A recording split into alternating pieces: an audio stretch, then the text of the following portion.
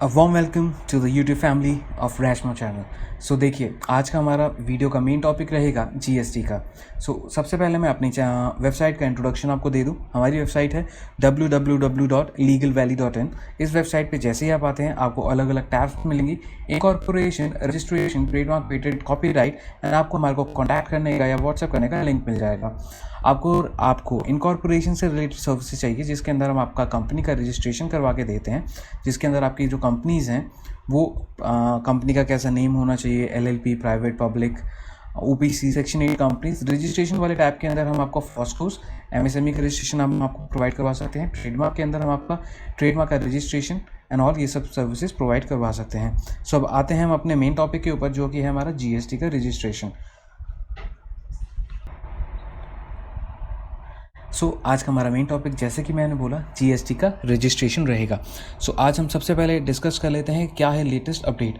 जैसे कि आप अपने लेफ्ट साइड में देख सकते हैं कि न्यूज़ एंड अपडेट के फीचर में 13 अप्रैल का एक लेटेस्ट अमेंडमेंट आ रखा है, जिस पर हम क्लिक करेंगे और उस अमेंडमेंट के बारे में हम रीड करेंगे एंड डिस्कस करेंगे कि ये किस चीज़ के रिगार्डिंग डील कर रहा है। ये जो अपडेट्स हैं ये हमारे लिए बहुत ही ज़्यादा इंपॉर्टेंट रहते हैं, क्योंकि जीएसटी के अंदर क्या क्या चेंजेस आ रहे हैं जिसकी वजह से हमारे को पेनल्टी लग सकती है, हम उस चीज़ को बचा सकते हैं। इस चीज़ को ध्यान रखते हुए अब हम आते हैं, इसको डिस्कस करते हैं। देखिए, ये जो इंपॉर्टेंट नोटिफिकेशन आई थी ये आई है updates in form GSTR 1 and 3B, और इसको रिलेटेड एक मैचिंग ऑफलाइन टूल जो कि टैक्स पेयर्स के अंदर क्यूआरएमपी स्कीम के थ्रू दिया गया है। अब देखिए, इसमें बोला गया है विद इफेक्ट फ्रॉम 1 जनवरी 2021, जो भी टैक्स पेयर है जिसका एनुअल एग्रीगेट टर्नओवर 5 करोड़ तक का है, उसको एक ऑप्शन दिया गया था जीएसटीआर 1 और 3B स्टेटमेंट को क्वार्टरली बेसिस पे फाइल करें।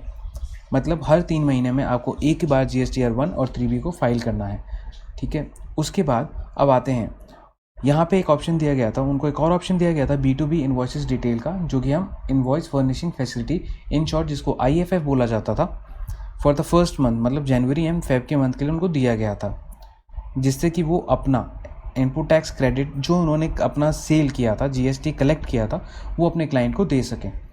अब देखिए, अब क्या हो गया, जो कि बाकी के बचे हुए बिल थे वो आप जीएसटीआर 1 मार्च के महीने के अंदर भर सकते थे, जिसकी डेट थी 13 अप्रैल, क्वार्टरली रिटर्न फाइलर्स के लिए। अब देखिए, अब मेन इसमें साइलेंट पॉइंट्स को डिस्कस किया गया है, जिसके अंदर बोला गया है कि the silent points related to filing of form GSTR 1 statement and auto population of liability in form GSTR 3B for tax payers under QRMP scheme for the quarter January month. इसके अंदर कुछ मेन फीचर्स दिए गए हैं कि कैसे उसको set किया जाए। देखिए, जो आपका पीरियड है जिसके बारे में ये नोटिफिकेशन है, वो बोला गया है जनवरी से लेकर के फेब का, मतलब 2 महीने का, जिसके अंदर स्टेटमेंट जो थी वो IFF मतलब वॉलंटरी बेसिस पे आपने फाइल कर दी थी।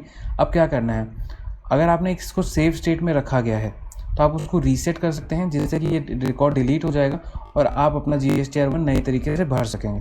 अगर आपने इसको सबमिट कर रखा है बट फाइल नहीं किया हुआ, तो आप क्या करेंगे, आप इसको फाइल कर सकते हैं IFF before filing of form GSTR 1। आपको मतलब इसको फाइल करना पड़ेगा। अब देखिए, अब आपने क्या कर दिया, आपने फाइल कर दी थी जीएसटीआर 1 जनवरी एंड फरवरी दोनों की, तो उसके अंदर आपको क्या करना है, जो आपके इन्वॉइसेस हैं IFF के अंदर जनवरी और फेब के हैं, उनको दोबारा नहीं डालना है आपने मार्च की रिटर्न के अंदर। इसको मैं आपको प्रैक्टिकली करके दिखाऊंगा क्या चीज़ें बोलना चाहते हैं। B पॉइंट के अंदर क्या बोला गया कि जो लायबिलिटी इन टेबल 3 है, except 3.1D of the GSTR 3B for taxpayers under QRMP will be auto-populated on the basis of IFF filed, if any, for the Jan and Feb months quarterly form GSTR 1। मतलब जो GSTR 3B के अंदर है, जो आप taxable value भरते हैं वो अपने आप सिस्टम उसको उठा लेगा जनवरी और फेब मंथ का, अगर आपने अपनी IFF फाइल कर रखी है GSTR 1 की। अब देखिए, उसके बाद क्या होगा, जो liability on account of inward supplies जिसमें रिवर्स चार्ज आ रखा है, वो ऑटो पॉपुलेटेड हो चुकी है जीएसटीआर फॉर्म 2B के थ्रू। अब देखिए, मैचिंग ऑफलाइन टूल क्या पर्पस, इसका पर्पस क्या है, जो मैचिंग ऑफलाइन टूल है उसको अपडेट कर दिया गया है tax payers under QRMP scheme के तहत, मतलब जिन्होंने क्यूआरएमपी ले रखा है उनके अकॉर्डिंगली इसको अपडेट करा हुआ है। अब देखिए, इसमें नेक्स्ट पॉइंट है कि जो मैचिंग टूल का डैशबोर्ड पेज है उसके अंदर ऑप्शन आएगा सिलेक्ट करने के लिए क्वार्टर, ये प्रोवाइड कर दिया गया है। उसके बाद क्या बोला हुआ है, in the purchase registers quarters April to June, July to September, October, इनके अंदर ये टैक्स पीरियड्स ऐड कर दी गई, क्योंकि अब जो प्रेजेंट पीरियड है वो अप्रैल से स्टार्ट हो चुका है। अब जो जीएसटीआर 2B का जेसन फाइल है वो हम यूज़ कर सकते हैं मैचिंग डिटेल्स के लिए, जो कि हमारा परचेज रजिस्टर है उसके अकॉर्डिंगली, जिससे कि हम अपना ITC कैलकुलेट कर पाएंगे।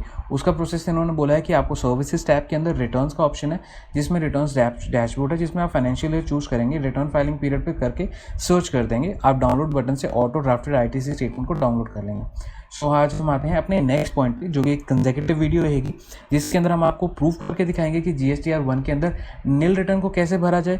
अगर आपने GSTR रिटर्न 1 की रिटर्न भर दी और उसके अंदर आपने बिल को गलत चढ़ा दिया तो उसको कैसे रेक्टिफाई किया जाए।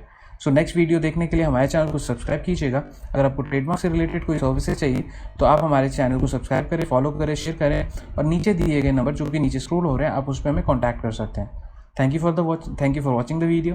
Have a nice day.